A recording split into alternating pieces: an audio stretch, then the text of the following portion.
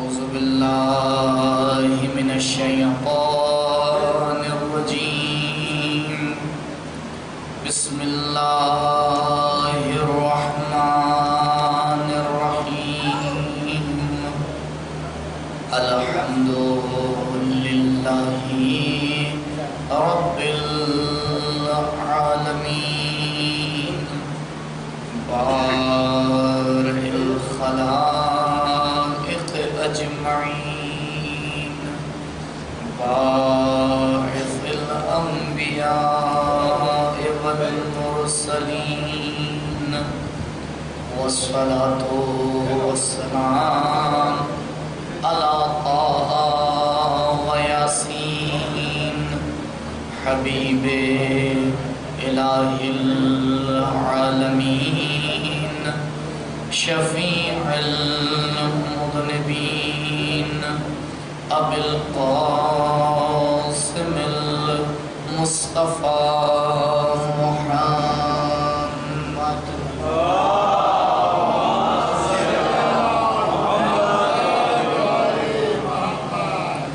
وعلى أهل بيته الأطيبين الأطهرين المعصومين المظلومين الذين أذهب الله عنهم الرجس وطهرهم تطهيرا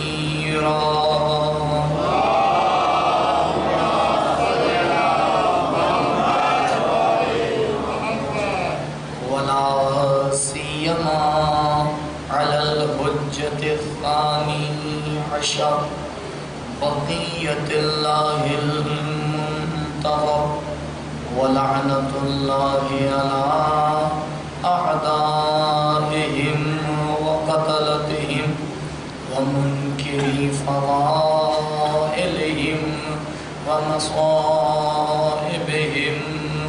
أجمعين أما بعد فقد قال الله الحكيم في بيانه الكريم أعوذ بالله من الشيطان الرجيم يا أيها الناس كلوا مما في الأرض حلالا طيبا ولا تتبعوا خطوات الشيطان إنه لكم عدو مبين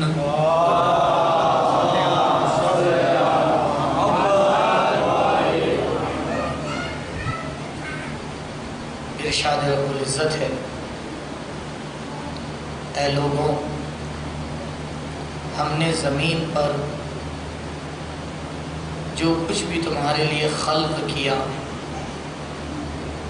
وہ تمہارے لیے ہی ہے لیکن اس شرط کے ساتھ کہ وہ حلال ہو اور پاک و پاکیزہ اور دیکھو اس بات کا دھیان رکھنا کہ وَلَا تَتَّبِعُوا خُطُوَاتِ الشَّيْطَانِ شیطان کے نقش قدم پر مت چلنا اِنَّهُ لَكُمْ عَدُوٌّ مُبِينٌ کیونکہ وہ تمہارا کھلا ہوا دشمن ہے۔ سورہ مبارک بقرہ کی آیت نمبر 168 جس کے ذیل میں کل کچھ باتیں آپ کی خدمت میں عرض کی گئیں کہ جب یہ پتہ چل گیا کہ انسان کی حقیقت مسافر ہونا ہے اور یہ ایک ایسا سفر ہے کہ جو اس کے اختیار میں بھی نہیں ہے اور لگاتار انسان اس سفر پر چل رہا ہے، نہ اس کی ابتدا اس کے ہاتھ میں ہے نہ اس کی انتہا اس کے ہاتھ میں ہے، نہ اس کے ہاتھ میں یہ ہے کہ یہ سفر کب شروع ہوگا، نہ اس کے ہاتھ میں یہ ہے کہ یہ سفر کب ختم ہوگا۔ تو تمام سفر میں جو بھی چیزیں اس کے سامنے آ رہی ہیں، کل اشارہ کیا، لیکن ان تمام چیزوں میں آج جس کو آپ کے سامنے تھوڑا اور وضاحت سے بیان کرنا ہے وہ ہے راستے میں کانٹے۔ یہ سفر تو ہے، مسافر بھی ہے، سواری بھی ہے، راستے کا نام بھی پتہ ہے کہ صراط مستقیم ہے، ہدایت کرنے والے بھی موجود ہیں، قانون بھی موجود ہے، نقشہ بھی موجود ہے، سب چیزیں ہیں۔ لیکن شیطان نے قسم کھائی ہے کہ پروردگار تیرے جتنے بھی بندے ہیں میں سب کو بہکاؤں گا، الا عبادک منہم المخلصین، اس کو چھوڑ کے، اور بہکانے کے لیے میں کہیں ادھر ادھر نہیں جاؤں گا، لأقعدن علی صراطک المستقیم، میں صراط مستقیم پر ہی بیٹھوں گا۔ اب اسے پہچاننا بہت ضروری ہے، کیونکہ اگر انسان راستے کے خطروں کو نہ جانے تو راستے سے محفوظ نہیں رہ پائے گا۔ یہی نہیں پتہ چلے گا دشمن کہاں سے حملہ کرنے والا ہے، تو کہا دیکھو بہت ضروری ہے کہ تم شیطان کو پہچانو۔ ہمارے سامنے دو طرح کے دشمن ہیں، ایک دشمن ہے دشمن باطنی، اور دوسرا دشمن ہے دشمن ظاہری جو باہر ہے، دشمن خارجی جو ہماری نفس سے ہٹ کر ہے۔ کہا دشمن باطنی تمہارا نفس ہے۔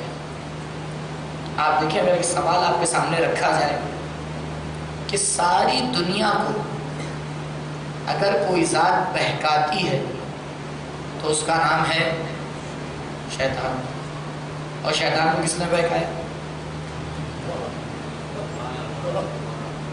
بھئی جب سجدہ نہیں کیا اس نے تو کسی نہ کسی نے تو بہکایا، تو شیطان کے کو پکڑی، اس کو جا کے پکڑی ہے۔ جب پروردگار نے حکم دیا کہ جب میں اس پتلے میں روح پھونکوں تو اس کا تو سجدہ کر لینا، قرآن کی آیات عجیب ہے، تو اس نے سجدہ نہیں کیا، اور جب سجدہ نہیں کیا تو پروردگار نے پوچھا تم نے سجدہ کیوں نہیں کیا؟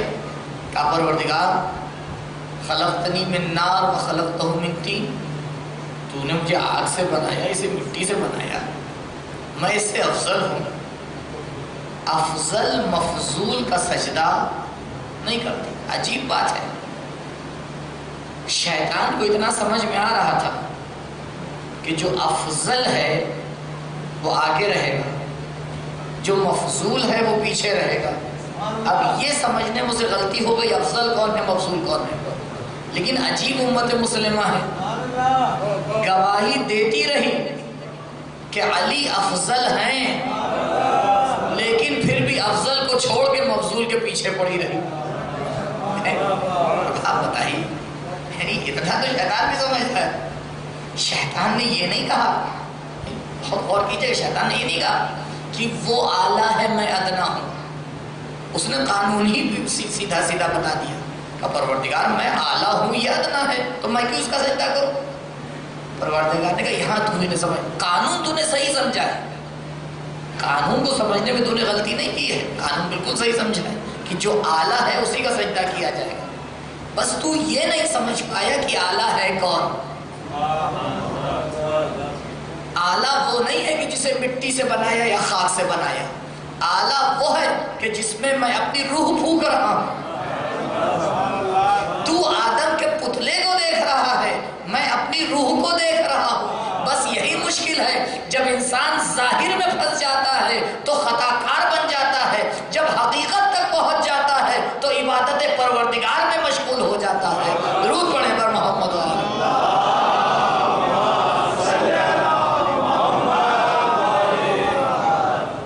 تو بہرحال یہ بہکا کیوں؟ آپ جانتے ہیں روایات میں ہے۔ اچھا چلیے یہاں پہ ایک اور مسئلہ جلدی جلدی حل کر لیں۔ شیطان کو کس نے بنایا؟ ابھی تو سوال کا جواب نہیں ہوا ہے، ایک دوسرا سوال، شیطان کو بنانے والا اللہ۔ دیکھیے کاز اور ایفیکٹ کا جو رابطہ ہوتا ہے اس کو سمجھیے. یہ نہیں ہو سکتا کہ کاز برا ہو اور ایفیکٹ اچھا ہو سکتا ہے؟ آپ آگ جلائیں اور کمبل اوڑھ کے بیٹھ جائیں کہ کیا ہوا، کبھی سردی ہونے والی ہے، کہ ہم عجیب بے وقوف ہیں. بھیا آگ جلائی ہے تو گرمی ہی ہوگی ہے. اور آپ جو بڑے بڑے فریزر ہوتے ہیں دیکھیں جس میں گوشت رکھا جاتا ہے، آپ اس کے اندر جائیے اور کہیے ابھی مجھے گرمی لگنے والی ہے. تو کاز اور افیکٹ کا رابطہ سیدھا سیدھا ہے. یہ پتہ نہیں ہم لوگ کو کیوں نہیں سمجھ میں آتا. غلطی پہ غلطی کرتے چلے جاتے ہیں، جنت کے طلبگار بنے رہتے ہیں. بھائی کاز اور ایفیکٹ کا رابطہ تو سیدھا سیدھا کلیئر ہے. آج تک ہم نے نہیں دیکھا کہ کوئی کسان جا کے گیہوں بوئے اور فصل کاٹنے کے وقت آئے کہے بھیا چلو میں چاول لینے جا رہا ہوں. بھائی جو بویا ہے وہی تو کاٹو گے. یہ تو ممکن ہی نہیں ہے کہ جیسا کاز ہے ایفیکٹ اس سے ہٹ جائے. یہ نہیں ممکن ہے. پوری کائنات کا خالق اللہ، اللہ میں کوئی برائی ہے تو بھی اس نے شیطان کو کیوں خلق کیا؟ بھائی اچھی ہی چیز کو خلق کرے تو یا تو کہیے شیطان کو اللہ نے خلق نہیں کیا، یا تو بھی کہیے شیطان برا نہیں ہے. جو کہ اچھائیوں کا خالق اچھا ہی بنائے گا، برا نہیں بنائے گا. یہ طے شدہ بات ہے. اب ان دو آپشن میں سے آپ کوئی سا بھی چنیں گے گڑبڑ. بھائی اگر شیطان کو اللہ نے نہیں بنایا تو کیا کوئی دوسرا اللہ ہے؟ کہیں تو شرک ہو جائے گا. اور اگر شیطان کو اللہ نے بنایا تو اچھا بنایا تو برا کیوں کہتے ہیں؟ دیکھ رہے ہیں آپ میں شیطان کو کتنا بچا رہا ہوں. نہیں بچا نہیں رہا ہوں، کوشش کر رہا ہوں کہ آپ سمجھ جائیں. تو پہلا سوال کہ شیطان کو کس نے بہکایا؟ بھیا جس نے بہکایا اس کو پکڑو، وہ اصل ہے. اس بیچارے کو کیوں پکڑو؟ وہ دوسری بات. اگر اس کو خلق کرنے والا اچھا ہے تو ان اللہ جمیل یحب الجمال، پروردگار خود بھی خوبصورت ہے، خوبصورتی کو چاہتا بھی ہے اور خوبصورت خلق بھی کرتا ہے. تو جب خوبصورت ہی وہ خلق کر رہا ہے تو پھر یہ شیطان بیچ میں آ گیا کہاں سے؟ اب غور فرمائیے گا. کہا دیکھو پروردگار نے شیطان خلق ہی نہیں کیا. پہلے شیطان اور ابلیس کا فرق سمجھ لیجیے تاکہ بات بالکل کلیئر ہو جائے. دیکھیے فرق یہ ہے شیطان اور ابلیس میں کہ شیطان ایک صفت کا نام ہے، ایک کوالٹی کا نام ہے، کسی ذات کا نام نہیں ہے. اسی لیے ہم لوگ کبھی کبھی غلطی سے اپنے بچوں کو بھی کیا کہتے ہیں. تو پھر قبلہ معذرت کے ساتھ اگر آپ اپنے بچے کو شیطان کہہ رہے ہیں تو شیطان ہی بنے گا، رحمان نہیں بنے گا. تربیت اولاد میں یہ بہت ضروری ہے کہ ہم جس طرح سے اسے خطاب کریں گے اسی طرح سے وہ سنور کے بن کے اوپر آئے گا. جب شروع سے ہم نے طے ہی کر لیا کہ یہ ہے تو کل بڑا ہو کے اگر بات نہیں مان رہا ہے تو پھر اسے بعد میں برا کہیے گا. پہلے اپنے بارے میں سوچیے گا کہ جس ڈائریکشن پہ لگایا تھا وہی نکل کے آ گیا. شیطان کہے گا تو شیطان ہی تو بنے گا. تو شیطان ایک صفت کا نام ہے. صفت کہیں بھی پائی جا سکتی ہے. روایات میں ہے شیطان انسانوں میں صفت پائی جاتی ہے، جانوروں میں صفت پائی جاتی ہے، جناتوں میں صفت پائی جاتی ہے. تو شیطان ایک صفت کا نام ہے. لیکن ابلیس ایک جن کا نام ہے. ابلیس ایک جن کا نام، یہ مخصوص ہے. مثال کے طور پر میں آپ سے کہوں ایک سچے انسان تشریف لا رہے ہیں، آپ سمجھ جائیں گے کون آ رہے ہیں. بہت سے لوگ سچے ہیں لیکن میں اگر نام لے کے کہوں فلاں صاحب آ رہے ہیں آپ سمجھ جائیں گے. تو نام الگ ہوتا ہے، صفت الگ ہوتی ہے. تو یہ جو موجود ہے جس نے جناب آدم کا سجدہ نہیں کیا، پروردگار نے شیطان خلق نہیں کیا ہے. پروردگار نے تو ایک عبادت گزار بندہ خلق کیا تھا. پروردگار نے کیا خلق کیا تھا؟ بعض روایات میں آیا ہے کہ اس نے 6000 سال عبادت کی، اور اتنی عبادت کی کہ پروردگار نے زمین سے آسمان پر بلا لیا، اور بلانے کے بعد ملائکہ کے ایک گروہ کا سردار بنا دیا۔ اس وقت اس کا نام تھا حارث۔ جب عبادت پروردگار میں اس منزل پر پہنچ گیا تو اس کا نام پڑ گیا عزازیل۔ عزازیل یعنی اللہ کا عزیز بندہ۔ لیکن جب مخالفت امر پروردگار کی تب اس کا نام پڑ گیا ابلیس۔ ابلیس یعنی جو پروردگار کی رحمت سے مایوس ہو چکا ہو۔ کہا دیکھو ہم نے تو ابلیس خلق ہی نہیں کیا ہے، ہم نے تو حارث خلق کیا تھا، اتنی صلاحیت ہی دی تھی کہ عزازیل بن گیا تھا۔ یہ اس کی اپنی کرتوت ہے جو اس نے اپنے آپ کو شیطان بنا لیا ہے۔ پروردگار خوبصورت ہے، خوبصورت ہی خلق کرتا ہے، تو کبھی اللہ کو نہ کہنا، پلٹ کے اپنے عمل کو دیکھتے رہنا۔ درود پڑھیں پر محمد وآلہ۔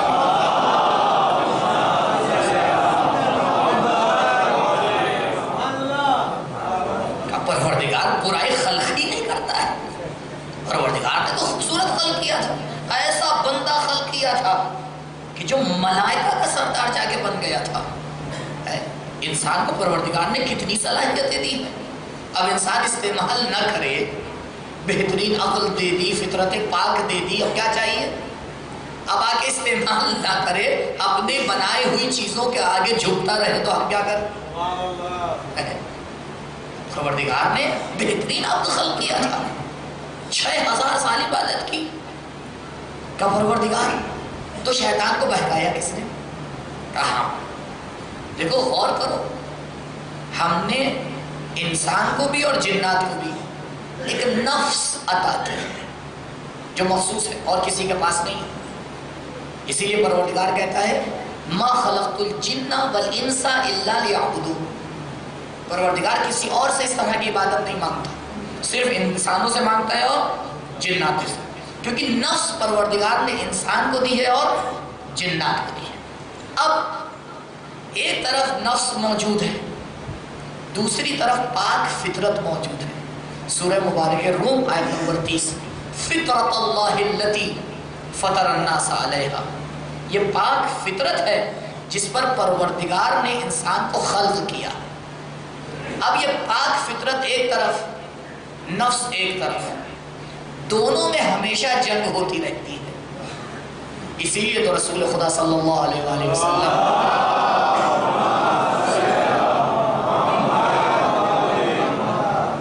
جوان جنگ جیت کر مدینے میں واپس آئے، حضور نے سب کو جمع کیا، کہا مرحبا بکم، مرحبا ہو تمہارے اوپر کہ جہاد اصغر میں تم کامیاب ہو گئے۔ جیسے ہی کہا جہاد اصغر، جوانوں کے ماتھے پہ بل پڑ گئے، یا رسول اللہ جان ہتھیلی میں رکھ کے گئے اور آپ کہہ رہے ہیں چھوٹا جہاد، سب کچھ تو دے دیا، انسان کے پاس جان کے علاوہ ہے کیا؟ کہا یا رسول اللہ جو کچھ تھا وہ تو حاضر کر دیا، اور آپ کہہ رہے ہیں جہاد اصغر کہاں؟ وَعَلَيْكُمْ بِجِهَادِ الْأَكْبَرِ، کہا ابھی جہاد اکبر باقی ہے۔ کہ یا رسول اللہ اس سے بڑا جہاد کیا ہوگا؟ جان کی بازی لگا دے، اب اس سے بڑا جہاد کیا ہوگا؟ جہاد اکبر کسے کہتے ہیں؟ کہا الجہاد بالنفس، اپنی نفس سے جہاد کرنا۔ جب نفس میں اور فطرت پاک میں لڑائی ہوتی ہے تو 3 صورتیں ہوتی ہیں۔ ایک مرتبہ نفس جیتتا ہے، فطرت ہار جاتی ہے، یہاں پہ نفس کو کہا جاتا ہے نفس امارہ۔ جناب یوسف علیہ السلام سورہ یوسف میں جا کے دیکھیے گا کیا فرماتے ہیں، ان النفس لامارۃ بالسوء الا ما رحم ربی، یہ نفس جو میرے اندر ہے یہ بار بار مجھے برائیوں کی طرف بلاتی ہے، اور میں اس کا مقابلہ نہ کر پاتا مگر یہ کہ رحمت پروردگار شامل ہو گئی۔ عزیزوں یہ جو 5 وقت نماز رکھی گئی ہے یہ اسی لیے ہے کہ بار بار رحمت پروردگار سے جوتے جاؤ، اپنی نفس سے جہاد کرتے جاؤ. کیونکہ کل اشارہ کیا تھا کہ امام فرمانے رگوں میں خون کی طرح دوڑ رہا ہے، تو کچھ تو مددگار چاہیے، اور جس کو خدا کی مدد مل جائے پھر اس کے آگے کوئی نہیں ٹھہر سکتا. اسی لیے جناب یوسف فرما رہے ہیں الا ما رحم ربی، مگر یہ کہ رحمت پروردگار شامل ہو جائے. اور دیکھیے رحمت پروردگار کیسے شامل ہوتی ہے. ایک جوان ہے عطر فروش، عطر بیچتا تھا، سینٹ بیچتا تھا. ایک خاتون آئی اس کی دکان کے اوپر عطر خریدنے کے لیے، دیکھا بڑا خوبصورت ہے. صرف خواتین تھوڑی خوبصورت ہوتی ہیں. اب اس کے دل میں کچھ آیا، آئی تھی ایک عطر خریدنے کے لیے، دکان کا آدھا حصہ خرید لیا. کہا دیکھو اتنا ایک عطر میں اکیلے تو نہیں لے جا پاؤں گی. اپنے گھر کا ایڈریس دیا، کہا تم پہنچا دینا. اب اس جوان نے بھی سوچا کہ باہر 4 پیسے مل رہے ہیں، پہنچا دیا جائے. عطر لیا، جو ایڈریس دیا تھا دروازے پہ پہنچا، کھٹکھٹایا، دروازہ کھولا، کہا اندر لا کے رکھ دو. جوان عطر لے کے گھر کے اندر پہنچے، اس نے پیچھے سے دروازہ بند کر دیا. کہا دیکھو یا تو جو میں کہہ رہی ہوں یہ تاریخ کا سچا واقعہ ہے، ابھی نام بھی بتاؤں گا اس جوان کا کیا ہے. کہا دیکھو یا تو جو میں کہہ رہی ہوں تم سنو، نہیں تو چلاؤں گی پورے محلے سے کہہ دوں گی، اور تم جانتے ہو کوئی تمہاری نہیں سنے گا، کیونکہ میں تمہارے گھر میں نہیں گئی ہوں، تم میرے گھر میں آئے ہو. یہ جب شیطان کسی کو اپنا آلہ کار بناتا ہے بہت مشکل ہو جاتا ہے نکلنا. اب سوچیے وہ جوان کرے تو کیا کرے. اگر چلائے تو مشکل، اگر اس کے کہنے پہ ہاں کرے تو مشکل. یہاں پہ الا ما رحم ربی، کیونکہ پاک فطرت تھا، عبد پروردگار تھا. ایک بار توسل کیا پروردگار میں پھنس گیا، مجھے بچانا تیرا کام ہے. بس پروردگار نے اس کے ذہن میں ایک راستہ ڈالا. کہا ٹھیک ہے لیکن ایک بات ہے، تم ذرا تیار ہو جاؤ، تب تک میں بھی آتا ہوں. کہا دیکھو باہر نہیں جا سکتے ہو، تالا لگ رہا ہے. کہاں باہر نہیں جا رہا ہوں، بس تھوڑی دیر ٹوائلٹ سے ہو کے آتا ہوں. گیا اور وہاں اپنے آپ کو نجاست سے پورا بھر لیا. جیسے ہی باہر آیا وہی خاتون جو بلا رہی تھی بھگانے لگی. جیسے ہی دروازے سے باہر نکلا پروردگار کا سجدہ کیا، کہ پروردگار تو نے مجھے بچا لیا. اس کی اس بات کے اوپر پروردگار نے تعبیر خواب کا علم اس کو عطا کیا، اور تاریخ میں اس کا نام ہے ابن سیرین. اور فرمایا آپ نے، کہا دیکھو راستہ ہم دکھائیں گے لیکن اس بات کا خیال رکھنا ہم سے مانگنا، کسی اور سے مت مانگنا. کہا ہم راستہ دکھائیں گے. آج ہمارے معاشرے میں جوان ذرا سی بات پہ آ کے پھنس جاتا ہے. ارے تمہارے پاس تو خدا موجود ہے، تمہارے پاس تو اہل بیت موجود ہے، تمہارے پاس تو قرآن موجود ہے، تمہارے پاس تو پاک فطرت موجود ہے، اب بھی شیطان کے بہکاوے میں آ جاتے ہو. اب بھی شیطان کے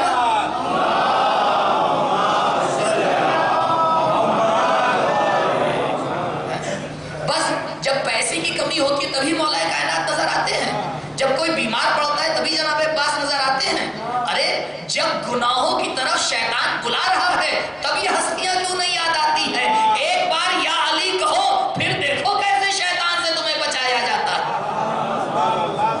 پھر دیکھو کیسے بچاتے ہیں. اسے کہتے ہیں نفس امارہ، کہ بار بار اور ایسے راستے سے آتی ہے. فرصت ہوتی، کیونکہ یہ جو میرا موضوع ہے شیطان والا، یہ 3 اشرے کا موضوع ہے کم سے کم. اب اس کو 2 ملا کے سمیٹنا یہ تو سمندر کو کوسے میں ڈالنے سے بھی بدتر ہے. لہٰذا جو اہم پوائنٹ ہیں بس وہ آپ کے حوالے کر رہا ہوں. لیکن جب نفس لڑتی رہتی ہے، ہاری نہیں، جب ہار گئی تو کیا کہیں گے؟ نفس امارہ، کیونکہ نفس امارہ برائی کی طرف بلانے لگتی ہے. لیکن ایک مرحلہ وہ ہوتا ہے کہ نفس کبھی گرتی ہے کبھی اٹھتی ہے. دیکھا ہے جنگ کے میدان میں ایک بار گرے پھر اٹھے، پھر گرے پھر اٹھے، ہارے نہیں ہیں، جنگ جاری ہے. اس حالت میں نفس کو کہتے ہیں نفس لوامہ. فلا اقسم بالنفس اللوامہ. پروردگار اس نفس کی قسم کھا رہا ہے. کیوں؟ کیونکہ یہ نفس بڑی قابل احترام ہے. یہ ہار کو قبول نہیں کر رہی ہے، بار بار دنیا بہکا رہی ہے، بار بار شیطان بہکا رہا ہے، لیکن بچ کے نکلا چلا جا رہا ہے. کہا دیکھو اس نفس کو کہتے ہیں نفس لوامہ. اور معمولاً زندگی میں یہی ہوتا رہتا ہے. آج فلاں نے کچھ کہہ دیا، کہا ایک ہی بار تو جھوٹ بولنا ہے، کیا مشکل ہے. لیکن ایک دم سے خیال آیا کہ ایک بار بھی ایک بار ہے. اس لیے تو مولا کائنات فرماتے ہیں کہ دیکھ، یہ نہ دیکھنا کہ گناہ صغیرہ کیا ہے یا کبیرہ، یہ دیکھ کس کی مخالفت کر رہا ہے. یہ دیکھ کس کی مخالفت کر رہا ہے. تو جب انسان اس جنگ میں مصروف رہتا ہے تو اس کو کہتے ہیں نفس لوامہ. وہ نفس جو بار بار اسے یاد دلا رہی ہے، غلطی کی فوراً توبہ کر لی، غلطی کرنے جا رہا ہے رک گیا. کسی شاگرد نے شیخ انصاری علیہ رحمہ خواب میں شیخ کو دیکھا. صبح آیا دوڑا ہوا شیخ کے پاس. شیخ انصاری بہت عظیم شخصیت ہے، بعد میں جا کے دیکھ لیجیے گا نیٹ میں، بہت عظیم شخصیت ہے شیعوں کی. صبح صبح پہنچا شیخ کے پاس. کہا شیخ میں نے خواب دیکھا. کہا کیا دیکھا؟ کہا بتاؤ. کہا میں نے خواب میں شیطان کو دیکھا. خوش نصیب ہوتے ہیں جو خواب میں شیطان کو دیکھتے ہیں. ہر ایک نہیں دیکھ پاتا. آپ نے کبھی دیکھا ہے؟ نہیں دیکھا. ہر ایک نہیں دیکھتا ہے، کچھ خاص بندے جو دیکھتے ہیں. کہا کیا ہوا؟ کہا میں نے دیکھا کہ شیطان اپنے کاندھے کے اوپر بہت سی رسیاں اور زنجیریں ڈالے ہوئے لے جا رہا تھا. اس میں ایک بڑی موٹی زنجیر تھی، بڑی بھاری بھرکم، لیکن ٹوٹی ہوئی تھی. تو میں نے شیطان سے پوچھا شیطان یہ بتا یہ زنجیر کس کی ہے؟ کہا یہ زنجیر میں نے شیخ انصاری کے لیے بنائی تھی. کہا یہ ٹوٹی بھی کیوں ہے؟ کہا بس میں نے باندھ تو لیا تھا لیکن شیخ نے زنجیر کو توڑ دیا. کہا میں آپ سے یہ پوچھنے آیا ہوں کہ یہ بتائیے آپ نے وہ زنجیر کو کیسے توڑا؟ کہا ہاں صحیح دیکھا تم نے. کل رات میں میری زوجہ میری بیوی بیمار تھی اور میرے پاس کوئی پیسہ نہیں تھا. بیت المال کا پیسہ رکھا ہوا تھا، ابھی تقسیم نہیں ہوا تھا، کیونکہ جب تقسیم ہوگا تو اس میں میرا بھی حق ہے. تو میں نے یہ سوچا، اور کیجیے گا نفس لوامہ، تو میں نے یہ سوچا بھائی جب یہ ہوگا تقسیم تو اس میں میرا حق تو ہے ہی. تو میں نے اس میں سے اتنا اٹھایا جتنا مجھے یقین تھا کہ میرا حصہ بنے گا، اور اس سے کم کہ 100% اتنا تو میرا بنے گا ہی. میں نے اٹھایا کہ جا کے دوا لے کے آؤں. جب میں دروازے تک پہنچا تو مجھے خیال آیا کہ شیخ اگر اس مال کے تقسیم ہونے سے پہلے تم مر گئے تو پھر اس میں تمہارا حصہ نہیں لگے گا.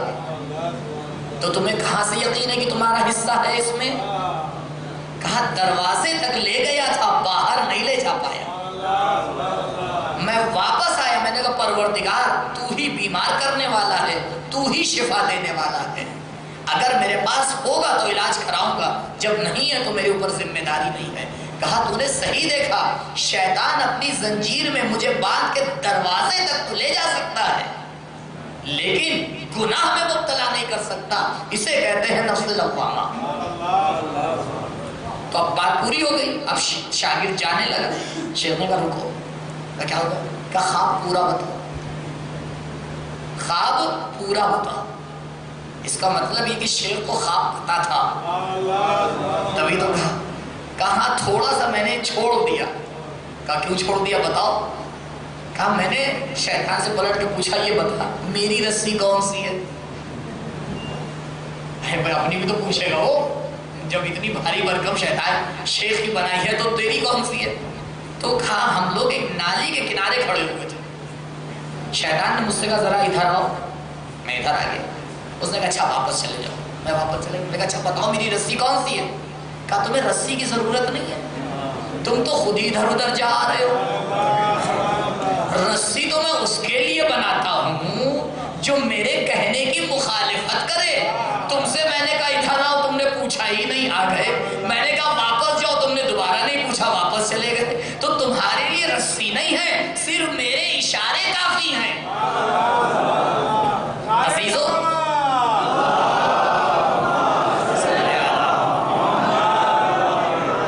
تو انسان کہاں سے کہاں تک چلا جاتا ہے. کبھی صرف شیطان کے اشاروں پہ بہک جاتا ہے, کبھی اس کے ہاتھ پکڑنے پہ بہک جاتا ہے, کبھی ایک رسی اور ایک ڈوری پہ بہک جاتا ہے, کبھی شیخ انصاری کی طرح وہ بڑی سی زنجیر بناتا تو ہے لیکن جو علی والا ہوتا ہے زنجیروں کو توڑ دیتا ہے, خدا کے آگے جھک جاتا ہے. درود پڑھیں پر محمد والے.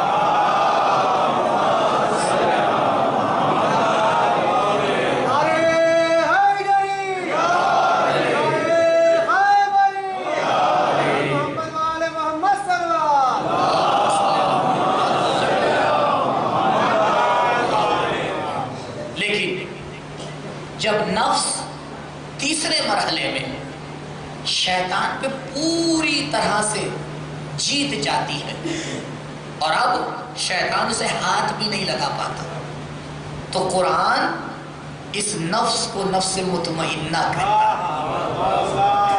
اور جب نفس مقام اطمینان پر پہنچ جاتی ہے تو پھر پروردگار ملائکہ کو آواز دیتا ہے, اے ملائکہ اب اس نفس سے تیرا کوئی کام نہیں ہے, ہم خود اسے بلائیں گے, ہم خود اسے اپنا مخاطب بنائیں گے. یا ایتھا النفس المطمئنہ ارجعی الی ربک راضیۃ مرضیہ فادخلی فی عبادی وادخلی جنتی. کہا دیکھو جب نفس مقام اطمینان پر پہنچتی ہے تو اسے خاص جنت میں بلایا جاتا ہے, خاص بندوں میں جگہ دی جاتی ہے. یہ 3 مرحلے ہیں نفس کے عزیزوں, اور ہمیشہ دائماً انسان پہلے اور دوسرے والے میں گرفتار رہتا ہے, کیونکہ جب تیسرے پہ پہنچ جاتا ہے تو پھر شیطان کی رسائی وہاں ہوتی ہی نہیں. شیطان کی رسائی یا تو نفس امارہ میں ہوتی ہے یا نفس لوامہ میں ہوتی ہے. امارہ میں تو انسان ہار گیا, ذرا سا غصہ آیا, ذرا سا باپ نے کچھ کہہ دیا, جوانی ہے, خون گرم, اور آپ کو کیا معلوم, باتیں سنانا شروع کر دی. شیطان کونے میں کھڑا ہوا مسکرا رہا ہے. کہا جس قرآن کو تو مانتا ہے وہ پتہ ہے کیا کہہ رہا ہے؟ وہ کہہ رہا ہے وَلَا تَقُلْ لَهُمَا اُفْ, والدین سے اف بھی نہ کہنا. امام نے کہا یہ وہاں پر ہے جہاں پہ وہ غلطی پہ ہوں. یہ نہ سوچئے گا کہ اگر وہ غلطی پہ ہیں تو ہمارے پاس ایگریمنٹ موجود ہے, جو دل چاہے کہیں. کہا یہ وہ غلطی پہ ہو تب بھی تمہیں اف کہنے کا حق نہیں ہے, اگر وہ صحیح کہہ رہے ہیں تب تو اللہ ہی جانے. اور پھر امام فرماتے ہیں کہ اگر عربی زبان میں اف سے چھوٹا ورڈ ہوتا تو اللہ اسے لا کے رکھتا, اف کو لا کے نہ رکھتا, اف کو لا کے نہ رکھتا. ہار گئے تم, اس جنگ میں ہار گئے. تم نے اپنی ذرا سی آواز بلند کی, نفس امارہ شکار ہو گئے. بہت آسانی سے انسان شکار ہوتا ہے, بہت آسانی سے, اگر خیال نہ رکھے. شیطان کو کس نے بہکایا؟ نفس نے بہکایا.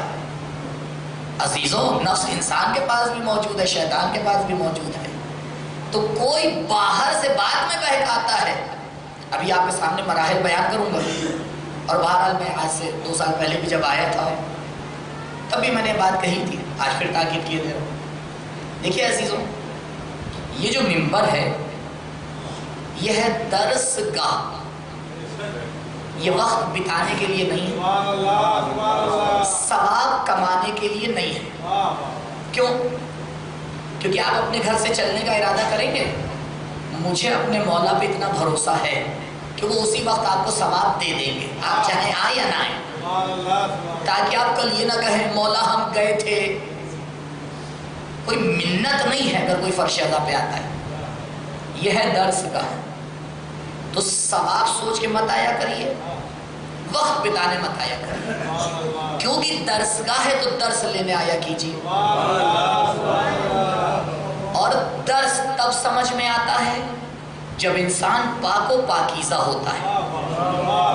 اسی لیے ہم کہتے ہیں عزاداری عبادت ہے۔ نماز وضو کے ساتھ ادا کی جاتی ہے، فرش عزا میں بھی وضو کے ساتھ آیا کیجیے، تبھی بات سمجھ میں آئے گی، نہیں تو نہیں آتی۔ یہ پہلی شرط، بالکل سوچ کے آیا کیجیے کہ جا رہے ہیں نماز پڑھنے، یہ نماز عشق حسین ہے، یہاں سر کٹائے جاتے ہیں، پہلے نفس کے اوپر قابو کیا جاتا ہے۔ وہ حسین ہی کیسا جو اپنی نفس کا گلا نہ کاٹ پائے،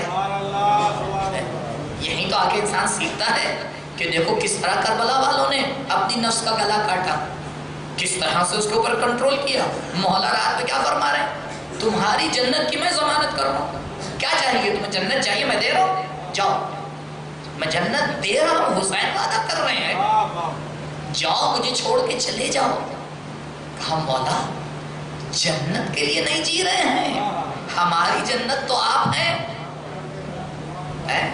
میں آپ کو ایک مثال دوں، یہ ہم لوگ بہت زیادہ جنت جہنم کی چھوڑتے رہتے ہیں۔ چلیے فرض کیجئے پروردگار نے ایگریمنٹ لکھ کے آسمان سے بھیج دیا آپ کے پاس کہ قبلہ آپ جنت میں جائیں گے 100%، جو دل چاہے کریے، آپ آزاد ہیں، لیکن اس کے آگے ایک جملہ لکھا ہے، جس جنت میں آپ اور ہم جائیں گے وہاں اہل بیت نہیں ہوں گے۔ آپ قبول کریں گے اس جنت میں جانا؟ کوئی علی والا قبول کرے گا؟ تو بہت زیادہ جنت کے پیچھے نہ رہا کریے، یہ دیکھا کریے کہاں اہل بیت ملیں گے۔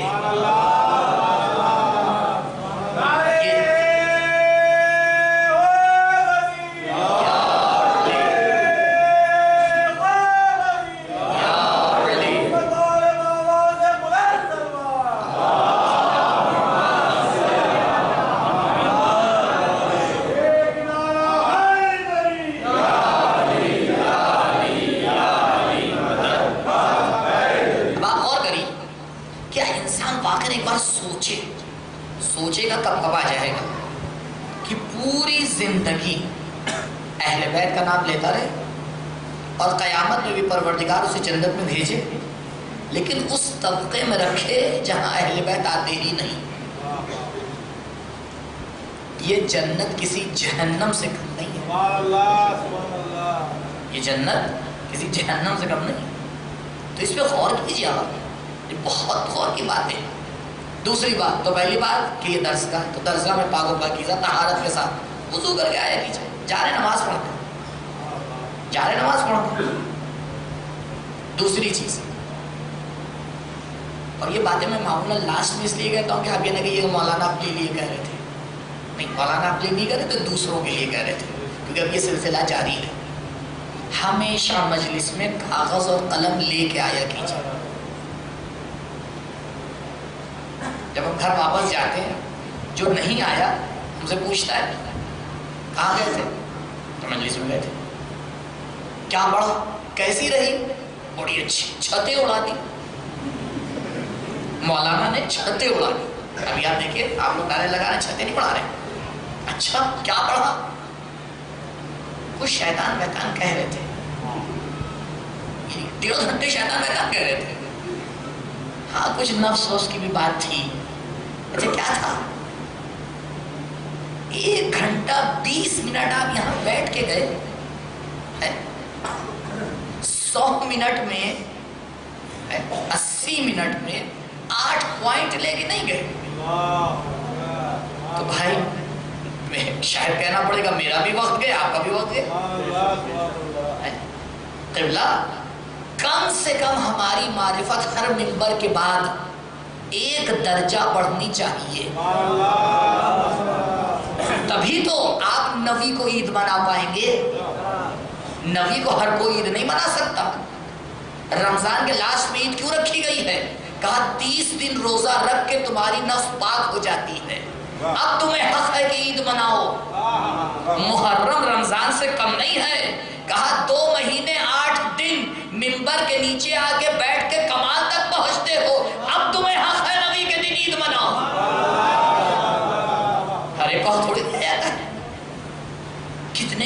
لوگ سنتے رہتے ہیں، آتے رہتے ہیں، اور کئی فیصد باتیں ہمیں اور آپ کو یاد رہتی ہیں. کیوں؟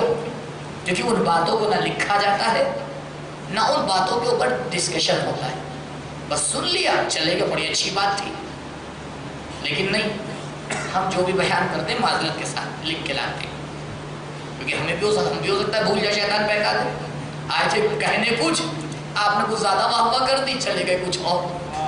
ہاں، تو یہ بھی یاد رکھا کریے، کیونکہ اس نے طے کر رکھا ہے کہ وہ بہکائے گا، اور جب بہکائے گا تو اس میں ہم میں اور آپ میں کوئی فرق نہیں.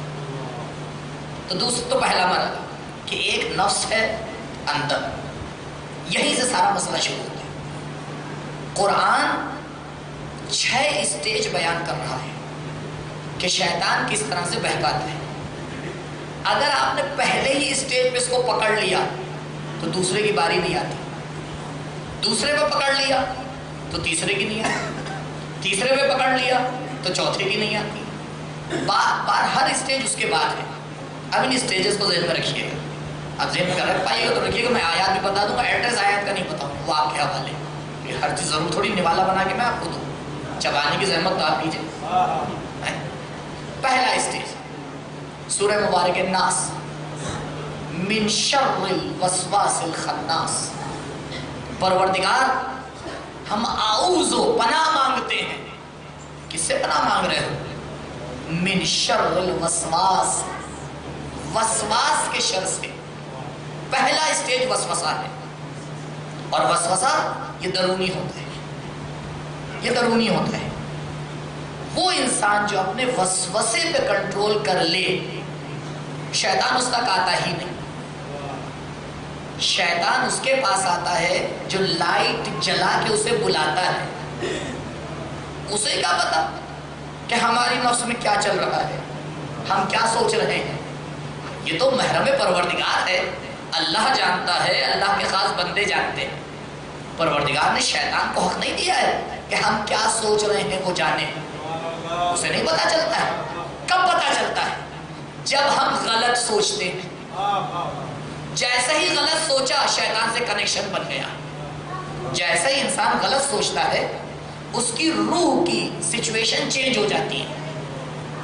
کیوں؟ کیونکہ اس کی روح کے اوپر اثر ہوتا ہے. آپ دیکھیے، اگر آپ کسی ڈراؤنی چیز کے بارے میں بیٹھ کے سوچیے، کیا ہوگا؟ آپ کی نفسانی حالت میں چینج آئے گا یا نہیں آئے گا؟ ایسے ہی ہوتا ہے. جب انسان گناہ کے بارے میں بیٹھ کے سوچتا ہے، شیطان متوجہ ہو جاتا ہے کہ ہاں یہ اب میری طرف آنا چاہ رہا ہے. تو وہ بہت ہی احترام سے آتا ہے. قبلہ آنا چاہ رہے، آؤ. اسی کو تو بلائے گا. کیوں؟ دین اسلام میں منع کیا گیا ہے غلط تصویریں مت دیکھو. کا پتا ہے ابھی تو دیکھ لو گے، جب اکیلے میں ہوں گے تو یہ تصویریں تمہارے ذہن میں آئیں گی. جیسے ہی آئیں گی، شیطان سمجھ جائے گا کہ تم گناہ کے لیے تیار ہونا چاہ رہے ہو. اتنا وسوسہ کرے گا، اتنا وسوسہ کرے گا کہ آخر میں مبتلا ہو جاؤ. آخر میں مبتلا ہو جاؤ گے. کہ اس کو یہیں پہ کنٹرول کر لو. من شر الوسواس الخناس. اپنے وسوسوں کو کنٹرول کرو. اور وسوسوں کو کنٹرول کرنے کا سیدھا طریقہ اپنے وقت کو صحیح یوز کرنا ہے. خالی گھر شیطان کا ہوتا ہے. یا ایسے نہیں کہہ دیا ہمارے بزرگوں نے، کہا دیکھو 24 گھنٹے ہیں، 28 گھنٹے کا شیڈیول بناؤ. کہیں ایسا نہ ہو 1 منٹ خالی رہ جائے. یہی 1 منٹ خالی تمہارے غلط راستے پہ جانے کے لیے کافی ہے. 1 منٹ تمہارے غلط انجام کے لیے کافی ہے. ابھی آپ دیکھیے غصہ آنے میں کتنی دیر لگتی ہے؟ گھنٹوں، سیکنڈ. ایک سامنے والے نے آپ کے اعتبار سے نافرمانی کر دی، یہ کام کر دیا جو آپ کو نہیں پسند تھا، بس اب تو اللہ کا موڈھی چرخ پا. اب کون کنٹرول کر سکتا ہے؟ جتنا کنٹرول کریں گے غصہ اتنا بڑھے گا. کیوں؟ کیونکہ اب شیطان کی گرفت میں آ گیا ہے. اب یہ شیطان کی گرفت میں آ گیا. جب شیطان کی گرفت میں آ گیا تو اب وہ اس کو اکساتا رہتا ہے. ہمارا روک رہے ہیں تمہیں بزدل سمجھ رہے ہیں. ہمارا چھوڑیے، اب زنجیریں بھی باندھو تو توڑانے کے لیے تیار ہے. اچھا، اب اگر 2 ہیں آپس میں پھڑے ہوئے ہیں تو اب ایک اس کو روک رہا ہے، اس کو روک رہا ہے. میں کیوں رکوں؟ دوسرا والا کیا کہے گا؟ میں کیوں رکوں؟ شیطان کہے گا میں تو یہی چاہتا ہوں، نہ تم رکو نہ تم رکو، کیونکہ تم میں سے کوئی ایک رک جائے گا جنگ ہی ختم ہو جائے گی۔ ہم تو چاہتے ہیں کہ جنگ باقی رہے۔ اس لیے یاد رکھیے گا جو یہ باہر کے دشمن ہیں، جو شیطان کا اہل کار ہیں، اس میں دونوں کو پیسہ دینے والا ایک ہی ہوتا ہے، دونوں کو پیسہ دینے والا ایک ہی ہوتا ہے۔ دیکھیے ہمارے معاشرے میں 3 طرح کے گروہ چل رہے ہیں۔ ایک گروہ نیوٹرل ہے، دوسرا ہے جس نے چڑھا رکھا ہے، تیسرا ہے جس نے گرا رکھا ہے۔ تین ہی تو ہے۔ اگر آپ خوب غور کریں گے تو دوسرے اور تیسرے گروہ کو پیسہ دینے والا ایک ہی ہے۔ کیوں؟ کیونکہ وہ دیکھتا ہے یہ بڑھا کے بیکار بنے گا، یہ گرا کے بیکار بنے گا۔ تو یہ نہ سمجھیے گا کہ وہ حق پر ہے یا یہ حق پر ہے۔ اسی لیے میرے مولا نے فرمایا ہلاک فیہ رجلان، 2 گروہ میرے بارے میں ہلاک ہو گئے، محب قال مبغض قال۔ ایک وہ جس نے محبت میں ہمیں ہمارے رتبے سے بڑھا دیا، دوسرا وہ جس نے دشمنی میں ہمیں ہمارے رتبے سے گرا دیا۔ دونوں ایسے ہی، دونوں ایسے ہی۔ ناصبیوں کو بھی مولا نے آگے مزہ چکھایا، خوارج کو بھی آگے مزہ چکھایا۔ یا علی یہ تو آپ کو خدا مان رہے تھے، کہا میں خدا نہیں ہوں، غلط مان رہے ہیں۔ کہا یا علی یہ تو آپ کو کچھ نہیں مان رہے ہیں، کہا میں بہت کچھ ہوں، یہ بھی غلط ہے وہ بھی غلط ہے۔ کہا صراط مستقیم کا معنی ہے بیلنس، نہ ادھر جانا نہ ادھر جانا، جیسا ہے جو چیز اس کو وہیں پہ رکھنا۔ پہلے مرحلے پہ اگر انسان کنٹرول کر لے جائے کہ وسوسہ آنے ہی نہ دے، کہا اسی لیے ایسے لوگوں سے دوستی نہ کرو جو تمہیں غلط باتیں سکھاتے ہیں، ایسی جگہ پر مت جاؤ۔ اب دیکھیں بہت کھلی میں مثال دے دوں اپنے جوانوں کی، یہ جو ہمارے اور آپ کے ہاتھ میں بٹیرے ہیں، سمجھ گئے کل کہا تھا، ہاں یہ جو ہمارے ہاتھ میں بٹیرے ہے، اس کا فائدہ بھی ہے نقصان بھی۔ یہ ہے 2 دھاری تلوار جو دونوں طرف سے چلتی ہے۔ اب آپ کو اختیار ہے، آپ اس سے پھل کاٹیے یا سر کاٹیے۔ جب آپ اس کے ڈیسک ٹاپ پہ جاتے ہیں تو بھیا کس نے کہا ہے کہ آپ اس ویب سائٹ پہ جائیے جہاں مشکل کھڑی ہو سکتی ہے؟ کیا اچھی چیزیں کم ہیں؟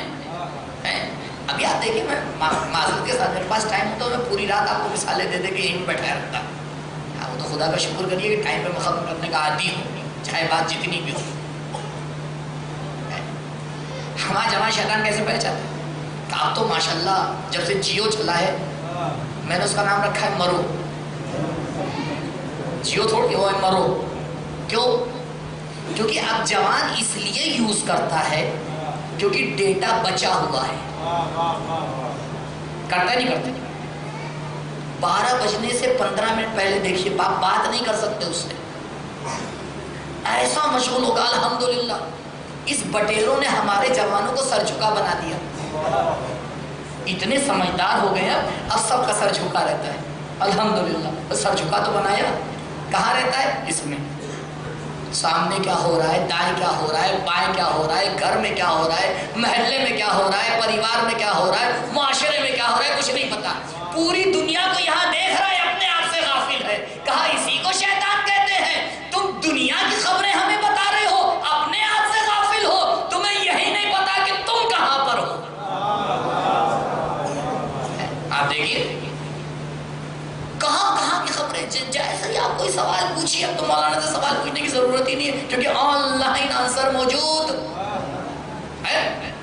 اب اس میں صحیح کیا غلط کیا یہ تھوڑی آپ کو پتہ چل پائے گا۔ اب ماشاءاللہ ترقی اتنی ہو گئی ہے کہ انترکش کی خبریں ہاتھ کے اوپر ہیں، اور غافل کس سے ہے؟ اللہ۔ یہی تو شیطان ہے۔ آپ جائیے دعوت پہ کسی کے گھر، بھائی گھر پہ گئے ہیں کس لیے گئے ہیں؟ ایک دوسرے سے ملنے گئے ہیں نا۔ 4 لوگ بیٹھے ہیں، سلام بعد میں ہوتا ہے، پاسورڈ پہلے پوچھا جاتا ہے۔ 4 لوگ بیٹھے ہیں، چاروں مشغول، لیکن عجیب بات ہے اپنے اپنے میں مشغول۔ قبلہ یہاں آئے ہیں ایک دوسرے سے ملنے. اسلام کہہ رہا ہے صلہ رحم کرو, ایک دوسرے سے ملاقات کرو تاکہ تمہاری عمر بڑھے. ملتے بھی ہیں نہیں ملتے, ارے اسی کو شیطان کہتے ہیں, اسی کو شیطان کہتے ہیں. کیوں ہم کنٹرول نہیں کر پاتے؟ وسوسہ کنٹرول نہیں کرنے دیتا. غور کیجئے کہاں ہمارا آپ جا رہے ہیں. قبلہ ہم نے کسی سے ایگریمنٹ نہیں کیا ہے کہ اگر وہ ہمیں کال کرے گا تو ہم اٹھائیں گے. کیا ہے؟ اس لیے ہمیں ہزاروں لوگ کال کرتے رہتے ہیں, جب ہمارا ٹائم نہیں ہوتا ہم نہیں اٹھاتے. انڈیا میں تو پھر بھی الگ بات ہے, ایران میں تو ہم اٹھاتے نہیں. ٹائم مشخص ہے, 9 سے 10 کال کیجیے گا, اٹھائیں گے نہیں اٹھائیں گے اس کے علاوہ. کیوں؟ بہت زیادہ جو ہے ایمرجنسی ہے, میسج کر دیجیے. آپ کو میری ضرورت ہے, مجھے تھوڑی آپ کی ضرورت ہے. بھئی آپ کو ضرورت ہے, پیسہ خرچ کر دیجیے, SMS کر دیجیے, ختم ہو گئی بات. یہ کیوں ہم نے طے کر رکھا ہے؟ میں آپ کو ایک پریکٹیکل ایک بات بتا رہا ہوں, جس دن کر لیجیے گا اس دن سمجھ جائیے گا کہ کمال پہ پہنچ گئے. 2 رکعت نماز پڑھیے, کہہ رکعت, موبائل سامنے رکھے, لیکن الٹ کے نہیں, سامنے ڈیسک ٹاپ, اور 2 رکعت پڑھیے بغیر توجہ کے. تب جانو کہ آپ سچے مسلمان ہیں. ہو سکتا ہے؟ نہیں ہو سکتا. کیوں؟ کیونکہ ہم یہ نہیں سمجھ پا رہے ہیں کہ یہ کھیل کس لیے کھیلا جا رہا ہے. یہ کھیل اس لیے کھیلا جا رہا ہے عزیزوں, تاکہ ہم ایسا مصروف ہو جائیں, نہ یہ پتا چلے کہ ہمارے ساتھ کیا کیا جا رہا ہے, نہ یہ پتا چلے کہ ہمیں کدھر لے جایا جا رہا ہے. اور سب اس بات پہ خوش ہے دنیا بڑی ترقی کر رہی ہے. دنیا نہیں ترقی کر رہی ہے, انسانیت وہیں پر موجود ہے, ٹولز ترقی کر رہے ہیں. اسے سمجھیے. آج ہمارے ہندوستان میں ایک نعرہ لکھ کے لگایا جاتا ہے, بیٹی بچاؤ بیٹی پڑھاؤ. آپ نے غور کیا اس نعرے پہ آج تک؟ یہ نعرہ پتہ ہے کیا کہہ رہا ہے؟ یہ نعرہ یہ کہہ رہا ہے کہ ہماری انسانیت 1400 سال پرانی ہے, ہم ابھی وہی 1400 سال پرانے ٹکے ہوئے ہیں. قرآن کیا کہہ رہا ہے کہ 1400 سال پہلے جب کسی عرب کو بتایا جاتا تھا کہ تیرے گھر میں لڑکی پیدا ہوئی تو اس کا چہرہ سیاہ ہو جاتا تھا, اور وہ اپنے آپ کو لوگوں کے پیچھے چھپاتا تھا, اور اگر فرصت ملتی تھی تو اس بچی کو وہ دفن کر دیتا تھا. تو بتائیے 1400 سال پرانے عرب کے بدو میں اور آج ہم میں فرق کیا رہ گیا؟ بس فرق اتنا ہے, اسے ولادت کے بعد پتہ چلتا تھا دفن کر دیتا تھا, ہمیں ولادت سے پہلے پتہ چلتا ہے ہم مار ڈالتے ہیں. تو انسانیت تو وہیں پر ہے جو 1400 سال پہلے تھی. ترقی ٹولز نے کی ہے, ٹولز کی ترقی انسان کی ترقی نہیں ہے. اگر انسان ترقی کر چکا ہوتا تو میانمار میں مسلمان نہ جلائے جاتے, عراق کے حالات ایسے نہ بنتے, یمن اور سیریا اور دوسری جگہ کے اوپر مسلمان آپس میں جھگڑ نہیں رہے ہوتے.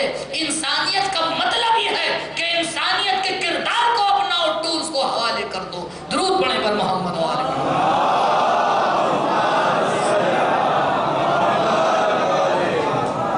کس چیز نے ترقی کی؟ ہم غور کر رہے ہیں. سسٹم کی ترقی ہماری ترقی ہے, عمارتوں کی ترقی ہماری ترقی ہے, گاڑیوں کی ترقی ہماری ترقی ہے, سادھن کی ترقی ہماری ترقی ہے, فرش کی ترقی ہماری ترقی ہے, ہماری ترقی نہیں ہے. یہ بہت بڑی غلط فہمی ہے کہ ہم یہ سوچ لیتے ہیں اما دیکھیے دنیا کہاں جا رہی ہے. جی دنیا جا رہی ہے, آپ کہاں جا رہے ہیں؟ سارا مسئلہ یہ ہے کہ ہم آج تک یہ نہیں دیکھ پاتے کہ ہم کہاں جا رہے ہیں. بس جلدی جلدی ساتھ مرحلے دیکھ لیجیے. دوسرا مرحلہ, قال الشیطان لما قضی الامر. جب بات پوری ہو جاتی ہے تو شیطان بات کرنا شروع کرتا ہے. یہ پہلا مرحلہ ہے جسے کہتے ہیں دعوت دینا. ہم اور آپ کسے دعوت دیتے ہیں؟ غیر کو یا جسے پہچانتے ہیں؟ جسے پہچانتے ہیں اسے تو دعوت دیتے ہیں. تو بھیا شیطان سے پہچان ہی کیوں بنوا رہے ہو جو دعوت دے؟ جب وسوسہ نفس کر رہا ہے, جب نفس وسوسہ کر رہی ہے تو اس ٹائم اس کو کنٹرول کر لو, بات ختم ہو جائے گی. لیکن اگر کنٹرول نہیں کیا تو اب شیطان کیا کرتا ہے؟ دعوت دیتا ہے. تیسرا مرحلہ قرآن کہہ رہا ہے من یعش عن ذکر الرحمن نقید لہ الشیطان, کہ جو رحمان کے ذکر سے بھاگتا ہے شیطان اس سے دوستی کر لیتا ہے. تو پہلا مرحلہ کیا ہوا؟ دعوت دیتا ہے.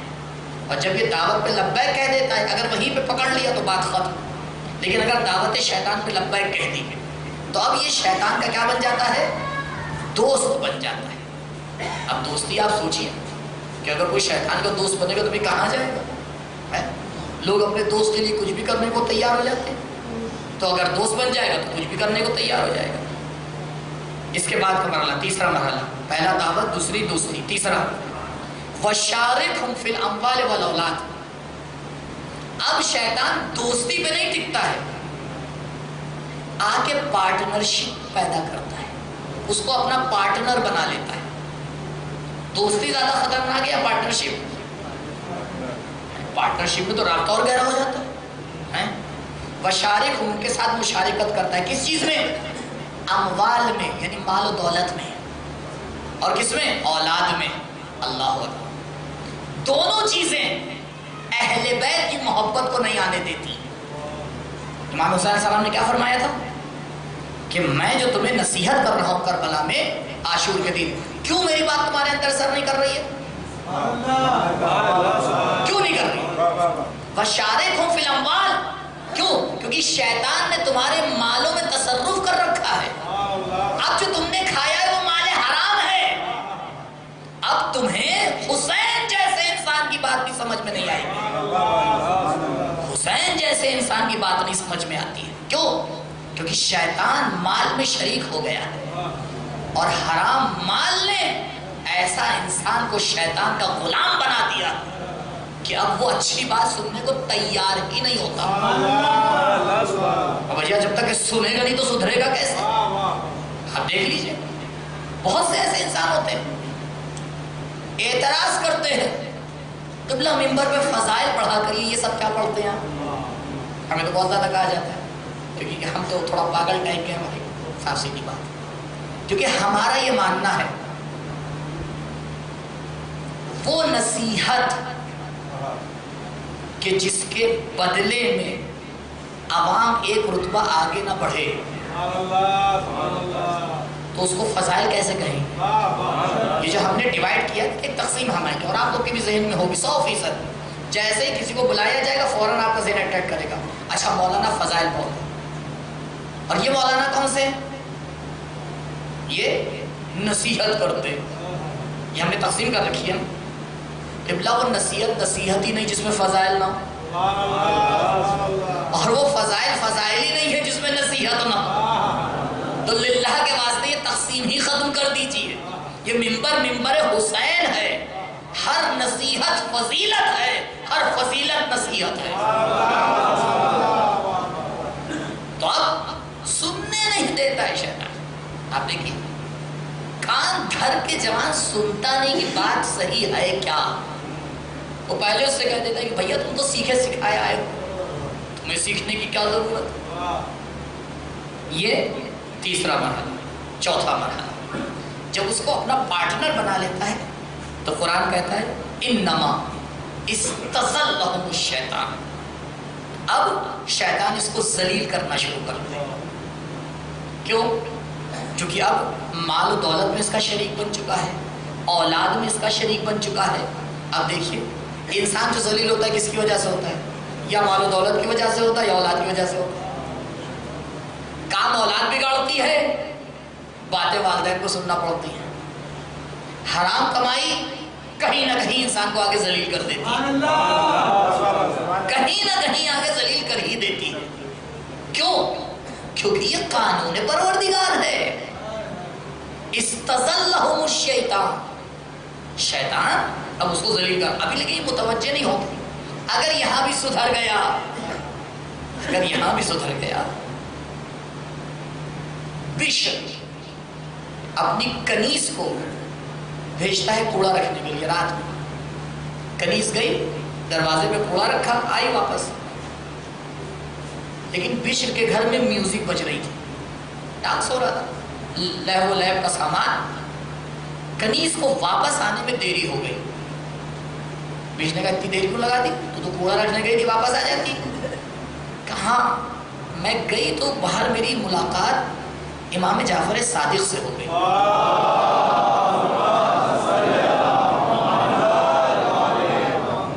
غور کیجئے. اچھا کیا کہا؟ کہا کچھ نہیں. انہی نے مجھ سے پوچھا یہ بتاؤ یہ جس گھر سے یہ آوازیں آ رہی ہیں اس گھر کا مالک غلام ہے یا آقا ہے؟ میں نے کہا مولا آقا ہے. کہا ہاں اگر غلام ہوتا تو یہ آوازیں نہ آتی. جیسے ہی بشر نے یہ سنا ننگے پیر دوڑتا ہوا امام کے پاس گیا. کہا مولا یہ جملہ کافی ہے, میں غلام ہوں آقا نہیں. دوسرے دن جب آخری انسان آیا اس سے اپنا پیسہ لینے کے لیے تو اس نے دروازے کے پیچھے سے دیا. کہا دیکھو اب میرے بدن پہ لباس بھی نہیں ہے, جو کچھ بھی لوٹا تھا سب واپس کر دیا. تاریخ سے کہتی ہے بشر حفی. بعد میں اتنا بڑا عبادت گزار بن گیا کہ تاریخ میں آج اس کا نام ہے. کسی بھی اسٹیج پہ انسان کو ہدایت ہو سکتی ہے, لیکن سمجھے تو کہ ہدایت پانا ہے اور یہی سوچتا رہے ہم تو سب سے اچھے.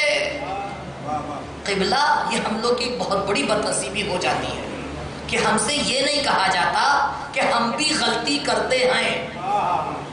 ہم سے صرف یہ کہا جاتا ہے آپ بہت اچھے, بے شک بہت اچھے ہیں, دوسروں کی بنسبت. قبلہ دوسروں کی بنسبت خدا کا شکر ہے بہت اچھے ہیں. کیوں؟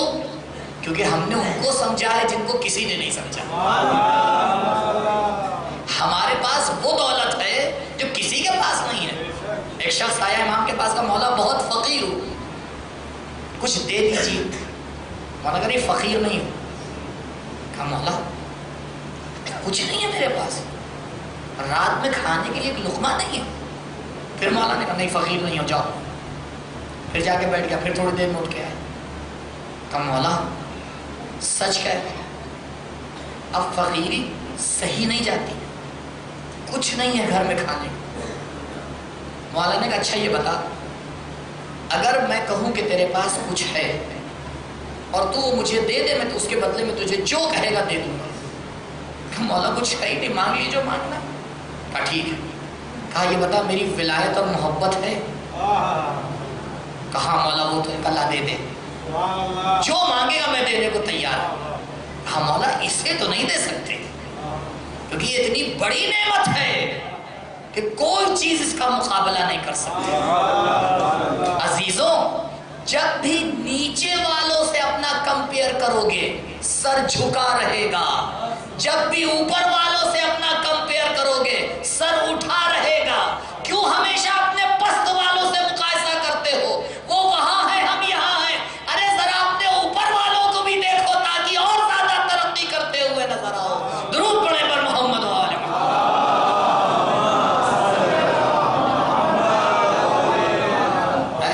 اگر ایک بچہ اسکول میں ہمیشہ یہ سوچتا رہے میرے 80 آگے میں 70 سے بہتر, اور کبھی یہ نہ سوچے کہ کاش میری بھی 90 آ جاتے, تبھی تو وہ ترقی کرے گا, آگے بڑھے گا. اگلا مرحلہ اللہ قرآن کہتا ہے یامر بالفحشاء والمنکر. کا دیکھو اب جب شیطان اس کو اذیت دیتا ہے تو ایک ایسے اسٹیج پہ لے آتا ہے کہ اب شیطان حکم کرتا ہے وہ کام کرتا ہے. امر بالمعروف سنا ہے نا آپ نے, امر بالمعروف, تو امر حکم اچھائیوں کی طرف ہوتا ہے اور روکا کس سے جاتا ہے؟ برائیوں سے. قرآن کہہ رہا ہے شیطان حکم دیتا ہے برائیوں کا اور یہ انسان کرتا رہتا ہے. آخری اسٹیج سورہ آیت الکرسی میں کہ انسان آخری مرحلے میں وہاں پہ پہنچ جاتا ہے. اگر یہاں پہ پہنچ گیا تو بھی نہیں لوٹے گا.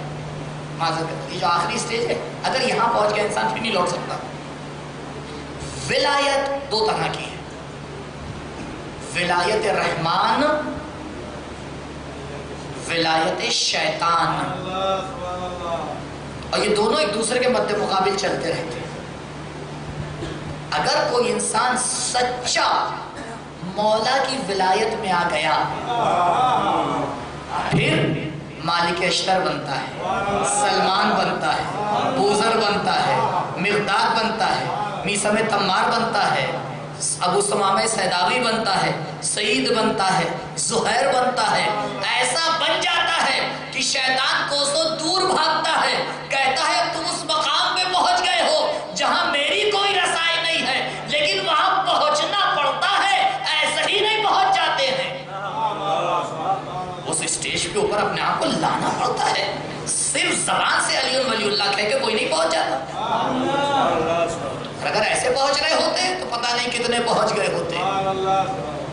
اگر ولایت رحمان کو قبول نہیں کیا تو آخر میں انسان ولایت شیطان میں آتا ہے۔ قرآن کہہ رہا ہے وَأَوْلِيَاؤُهُمُ الطَّاغُوتُ۔ پتہ ہے یہ امریکہ اور اسرائیل کس کی ولایت میں آ گئے ہیں؟ یہ ولایت شیطان میں آ گئے ہیں، اور ولایت شیطان میں آنے کے بعد یہ برا کام کر کے افتخار کرتے ہیں۔ وہ پائلٹ جو ہیروشیما اور ناکازاکی کے اوپر پرمانو بم پھینکتا ہے، نسلوں کو تباہ کر دیتا ہے، اس کو گولڈن تمغہ دیا جاتا ہے، اسے گولڈن تمغہ دیا جاتا ہے، دنیا تالی بجاتی ہے۔ کیا پتا ہے یہ ولایت طاغوت میں آ گئے ہیں، یہ ولایت طاغوت میں آ گئے ہیں۔ اب ان کا احساس بھی مر چکا ہے، اب یہ بڑی آسانی سے بچوں کو مار دیتے ہیں۔ آپ دیکھیں یمن کے حالات،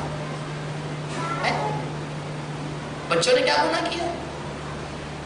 اسرائیل میں بچے میزائل کے اوپر لکھتے ہیں پین سے، انہیں اسکول سے لایا جاتا ہے، میزائلیں کھڑی ہیں، ان کی ایسی تربیت کی گئی، وہ آتے ہیں پین سے میزائل پہ لکھتے ہیں یہ ہماری طرف سے ہدیہ ہے فلسطین کے بچوں کو۔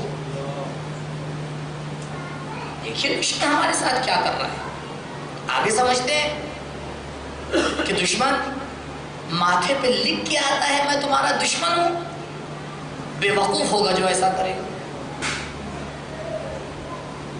آخری بات بس یہیں پہ ختم کر دوں، معذرت وقت زیادہ ہو گیا۔ جب بازار میں نقلی مال آتا ہے تو بتائیے اصلی کی طرح ہوتا ہے یا الگ ہوتا ہے؟ خوب غور کیجیے گا۔ قبلہ وہی نقلی موبائل جلدی بکتا ہے جو بالکل اصلی کی طرح، جتنا زیادہ اصلی کی طرح ہوگا اتنا زیادہ دھوکہ کھائیں گے۔ اب یہ نہ کہیے گا کہ اس لباس میں بھی لوگ بہکاتے ہیں، یہ غلطی نہ کیجیے گا۔ کیوں؟ کیونکہ جب شیطان اپنا نمائندہ بھیجتا ہے تو رحمان کے نمائندے کی شکل میں بھیجتا ہے، تاکہ جن کے پاس بصیرت نہیں ہے وہ یہی نہیں پہچان پاتے ہیں، صرف یہ دیکھتے ہیں کہ ممبر سے بول رہا ہے۔ ارے پہلے یہ دیکھو یہ ممبر مدینے کا ممبر ہے یا شام کا ممبر ہے؟ درود پڑھے پر محمد و آل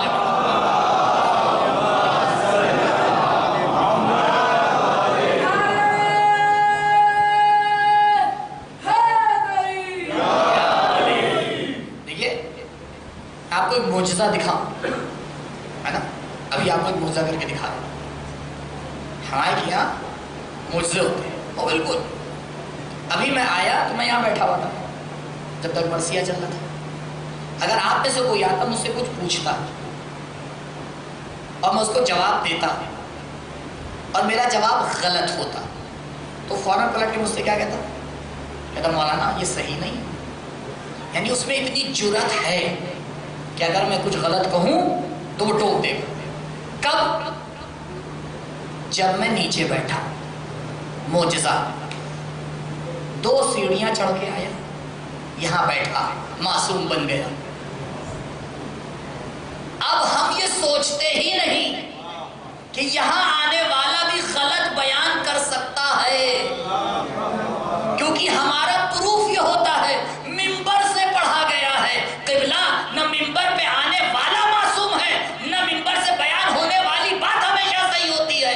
یہ آپ کی سمجھداری طے کرے گی کہ بولنے والا صحیح بول رہا ہے یا غلط بول رہا ہے، صحیح بول رہا ہے یا غلط بول رہا ہے۔ کون سی آیت نازل ہوئی ہے قبلہ کہ یا ایھا الذین آمنوا، جو مجلس پڑھنے کے لیے آیا عشرے کے لیے وہ 10 دن پڑھ کے جائے گا۔ دوبارہ کہتا ہوں اور بہت سخت ذمہ داری ان لوگوں کی جو کسی کو بلا رہے ہیں، کیونکہ ہماری ذہنیت ایسی بنا دی گئی ہے کہ ہم یہ سوچ کے بیٹھتے ہیں کہ یہاں سے صحیح بیان ہو رہا ہے، نہیں، یہیں سے تو غلط بھی بیان ہوا ہے۔ قبلہ کوفے کے ہی منبر سے امام کے خلاف لشکر جمع کیا گیا ہے، کہیں اور سے نہیں۔ کوفیوں نے خط لکھا، مولا آئیے ہم منتظر ہیں۔ 30,000 خط امام اپنے ساتھ لے کے آئے تھے حجت تمام کرنے کے لیے۔ اب سب منتظر ہیں، یہ تاریخ کا ایک واقعہ ہے بہت سچا۔ سب منتظر کہ کون آ رہا ہے، امام آئیں گے۔ خبر لگ گئی تھی لوگوں کو کہ امام مکے میں ہیں اور مکے سے نکل چکے ہیں، اور صحیح بات بھی تھی کہ مکے سے امام نکلے تھے تو کدھر جا رہے تھے، کوفے تو جا رہے تھے۔ یزید کو خبر ہوئی، یزید نے اپنے سب سے بدترین گورنر عبید اللہ بن زیاد، اس ٹائم وہ بصرے کا گورنر تھا، اس سے کہا تم بصرے کے گورنر رہو، میں تمہیں کوفے کا گورنر بنا رہا ہوں، اور اس سے پہلے کہ حسین کوفہ پہنچ جاؤ اور وہاں جا کے کنٹرول کرو، کیونکہ اگر کوفیوں نے حسین کا ساتھ دے دیا تو ہماری حکومت گئی۔ عبید اللہ نکلا بصرے سے، چند لوگوں کو اپنے ساتھ لے کے، ایک چھوٹا سا لشکر لے کے نکلا۔ یہ کہاں جا رہا ہے، کوفے جا۔ کوفے میں کون لوگ ہیں، کوفے میں وہ لوگ ہیں جو ایک ایک آدمی 10 اور 100 لوگوں کا مقابلہ کر سکتا ہے۔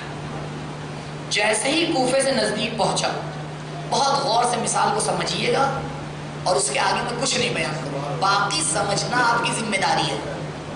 ضروری نہیں لفظ و لفظ مولوی ممبر سے پڑھ کے جائے، جی ہر چیز ممبر سے نہیں پڑھی جاتی، پریسپل ہے، قانون ہے، آپ کو دے کے جا رہا ہوں، باقی سمجھنا آپ کی بات، ذمہ داری۔ آیا، جیسے ہی کوفے سے نزدیک پہنچا، اپنے لشکر والوں کو حکم دیا،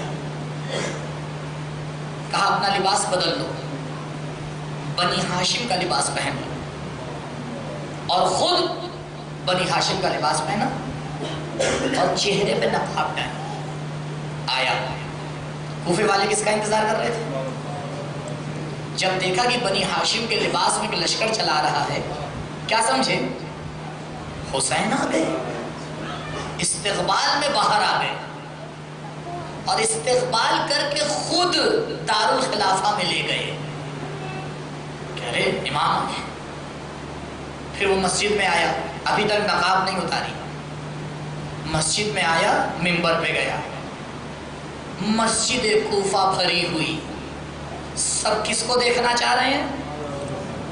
امام۔ نقاب ہٹی، حقیقت سامنے آئی، لیکن اب دیر ہو چکی تھی۔ کیوں؟ کیونکہ اب اس کے لشکر والوں نے پورے کوفے پہ اپنا قبضہ کر لیا تھا۔ عزیزوں، اگر کوفیوں پاس بصیرت ہوتی تو پہلے ہی سمجھ جاتے، معصوم نقاب ڈال کے نہیں آتا ہے، معصوم چہرہ کھول کے آتا ہے۔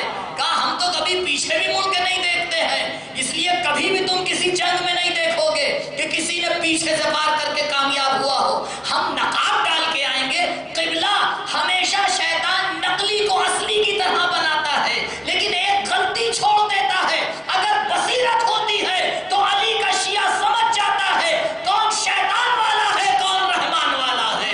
درود پڑھیں بر محمد و آل محمد۔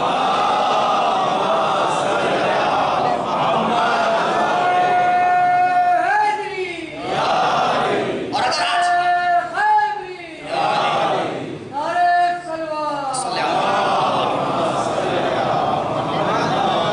ایک قانون یاد رکھیے گا، آج بھی آپ کے معاشرے میں اگر کوئی شخص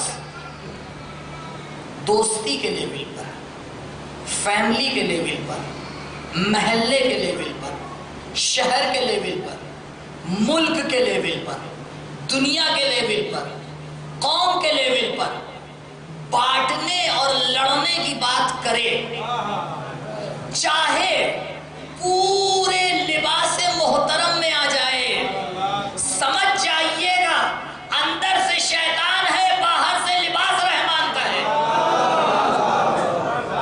کہا دیکھو، جس اتحاد کے لیے میرے مولا نے 25 سال صبر کیا، جس اتحاد کے لیے آگے بھیا حسن نے صلح کر لی، جس اتحاد کے لیے پورا یہ سلسلہ جاری رہا، اگر کوئی آ کے قوم میں اختلاف ڈالے، چاہے حدیثیں لے کے آئے، چاہے آیات لے کے آئے، سمجھ جائیے گا حربہ رحمان کا ہے، کام شیطان کا ہے، وسیلہ رحمان کا ہے، کہ پروردگار کو اس سے زیادہ کوئی بری چیز لگتی ہی نہیں کہ کبھی بھی دو میں اختلاف ہو۔ اور اس کو ہمیشہ یاد رکھیے گا، جہاں کوئی ایسی بات کہی جائے، کوئی ایسا نعرہ لگایا جائے، کوئی ایسا SMS بھیجا جائے، کوئی ایسا واٹس ایپ پہ میسج بھیجا جائے کہ جس کی وجہ سے دو دلوں میں اختلاف ہو، انسان کو نظر میں رکھ کے بات کر رہا ہوں، یہ نہ کہیے گا ہاں ہم ادھر والے ہیں ادھر والے ہیں۔ 250 سالہ تاریخ آپ اٹھا کے دیکھیے، 250 سالہ تاریخ میں ہمیشہ اہل بیت کن کے ساتھ رہے؟ بتائیے، 250 سالہ تاریخ، سن 11 ہجری سے 260 ہجری۔ 11 ہجری کون سی ہے؟ رسول اس دنیا سے گئے۔ 260 ہجری کون سی ہے؟ غیبت صغریٰ شروع ہوئی، یہاں لکھا ہوا ہے نا، ٹھیک؟ بیچ میں کتنا وقت بچا؟ 250 سال۔ 250 سال میں 13 معصوم کس کے ساتھ جیے؟ شیعوں کے ساتھ یا غیروں کے ساتھ؟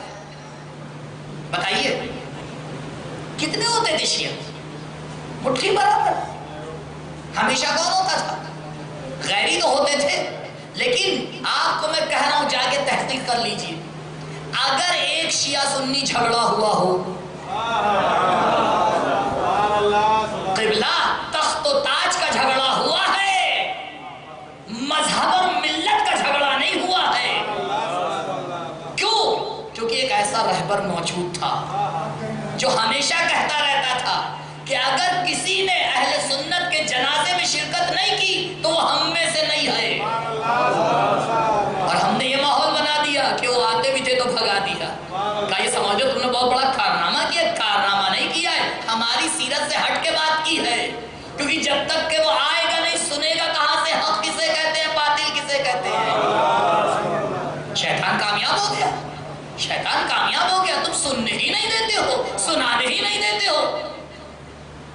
بہت ہم آگے کامیاب اپنی مجلس کو سمجھتے ہیں کہ اس طرح کی باتیں ہو جائیں، نہیں، جذبات پہ کنٹرول کیجئے، سمجھیے دنیا کہاں جا رہی ہے، کو کہاں لے جایا جا رہا ہے۔ پوری تیاری ہے ہمیں بانٹ کر کاٹنے کی۔ غلہ دیکھا جب جاتا ہے، بھیڑیں بہت سی چرواہا چرانے لے جاتا ہے، بھیڑیا تاک میں رہتا ہے، لیکن اگر یہ بھیڑیں ایک ساتھ رہیں تو کوئی شکار نہیں ہوتی، جہاں ایک ہٹی وہاں کٹی، جیسے ہی ہٹتی ہے ویسے ہی یہی ہمارا بھی ہے۔ ہم بہت خوش ہو جاتے ہیں نا، آج کل آپ کے ہندوستان کا جو ماحول ہے، ہمارے ہندوستان کا جو ماحول ہے، بڑا سپورٹ کیا جا رہا ہے، ہم بڑے خوش۔ کہ قبلہ یہ سپورٹ نہیں کیا جا رہا ہے، تمہیں بانٹا جا رہا ہے کاٹنے کے لیے، اور تم بڑے خوش ہو رہے ہو۔ سمجھ رہے ہوں گے میری بات، اور نہیں سمجھ رہے تو جو سمجھ رہا ہے اس سے پوچھ لیجئے گا۔ جی سمجھیے جس ملک میں ہم اور آپ رہ رہے ہیں ہماری ذمہ داری کیا ہے۔ دشمن نقاب لگا کے نہیں آئے گا کہ میں تمہارا دشمن ہوں، اسی لباس میں آئے گا جس میں آپ کے دوست آتے ہیں، اسی زبان میں بولے گا جس میں آپ کے دوست بولتے ہیں، اسی طرح سے مسکرائے گا جیسے دوست مسکراتا ہے۔ یہ آپ کی بصیرت ہونا چاہیے کہ سمجھ جائیں ظاہر کیسا ہے باطن کیسا ہے، اور اگر نہ سمجھ پائیے گا تو ہمیشہ اس کے پاس جائیے گا جو آپ کو سمجھا سکے۔ اسی لیے کہتے ہیں ہر معاشرے کے لیے ایک سمجھدار مولوی ضروری ہے، جب آپ نہ سمجھ پائیں تو وہ قوم کی ہدایت کر سکے۔ درود پڑھیں بر محمد و آل محمد۔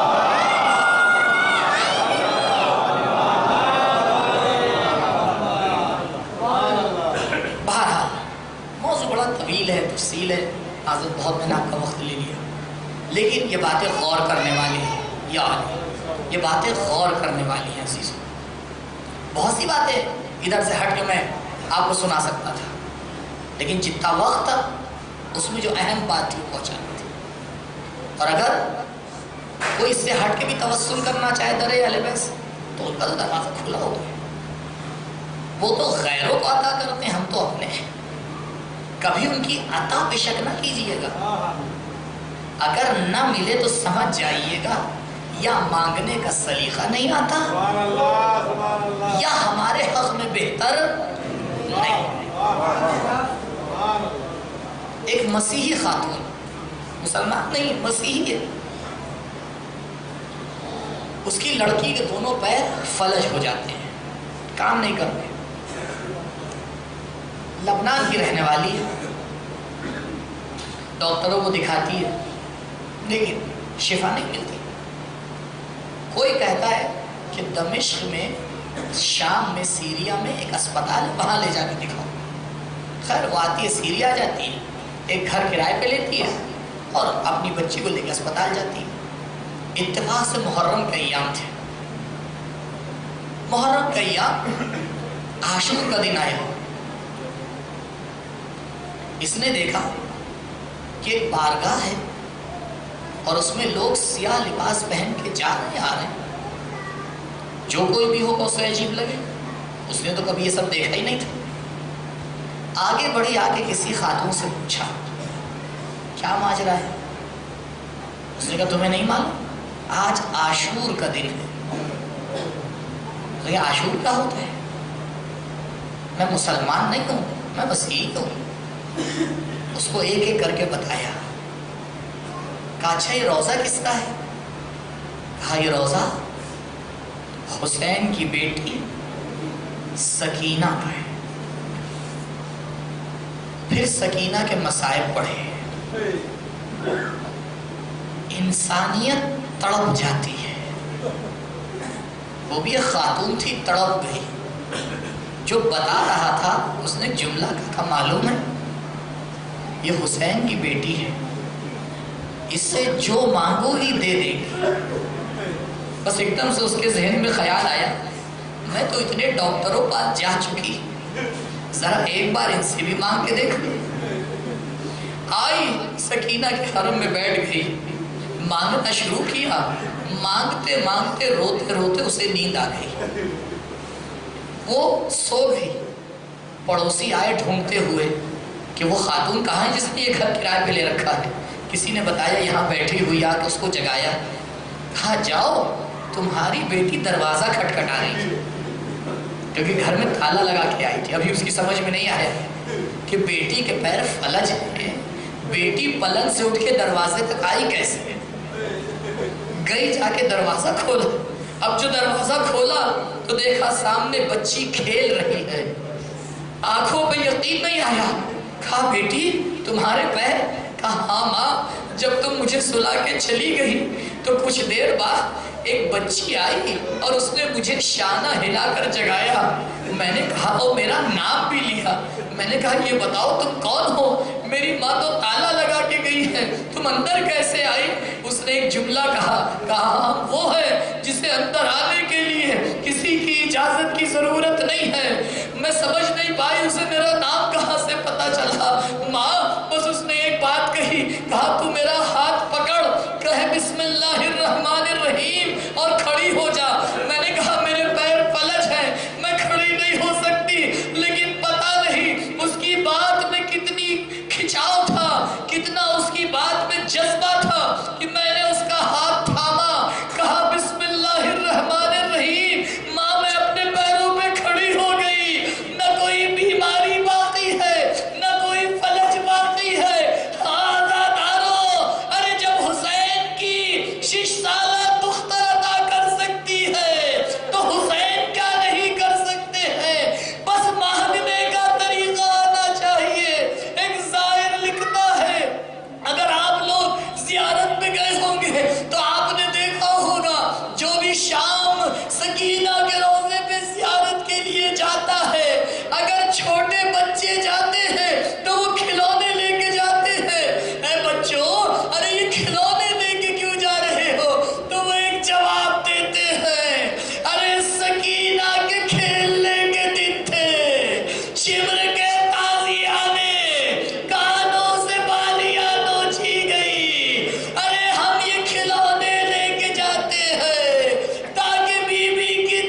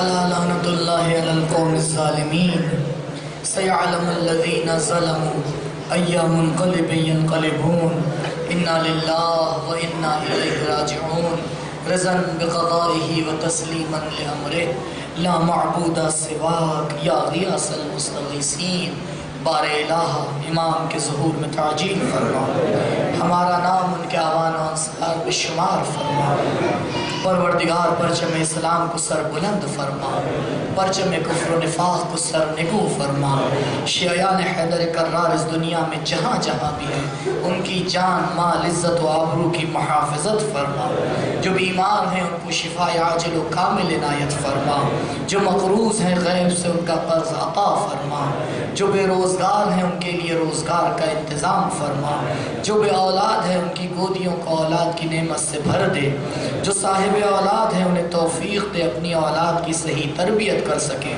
پروردگار علماء عالم کا سایہ ہمارے سروں پہ باقی رکھ، مملکت اسلامیہ کا تحفظ فرما، پروردگار جب ہم اس دنیا سے جائیں تو ایک ہاتھ میں قرآن دوسرے میں دامن اہل بیت ہو، پروردگار محبت اہل بیت عزاداری سید الشہداء تا قیامت ہماری نسلوں میں باقی رکھ، پروردگار ہماری پہلی اور آخری دعا تیری بارگاہ میں یہی ہے، امام کے ظہور میں تعجیل فرما، ہمارا نام ان کے آوان و انصار میں شمار فرما، ربنا تقبل منا انکا انت السمیع العلیم، درود پڑھے بر محمد و آل محمد۔